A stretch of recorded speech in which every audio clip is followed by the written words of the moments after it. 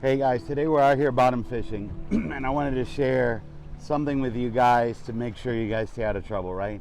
There's a lot of people that are out here bottom fishing. You come with your family and they don't know, you might not know that when you're bottom fishing in Florida, you have to have a device. It's called a descending device, right?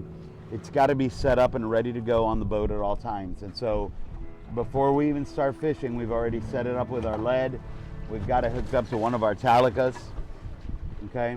And the object of this is number one, and most importantly, is sustainable fishing, right? When you catch a fish and you bring it up, you're bringing it up faster than they can come up. Their swim bladder gets big, and then they can't go down. They're on the top. They could get eaten. They could die.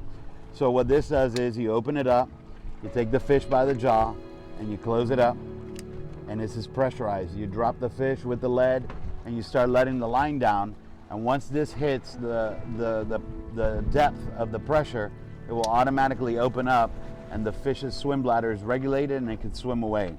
So sustainable fishing, very important. And guys, you also, most important is the sustainability of our fishery.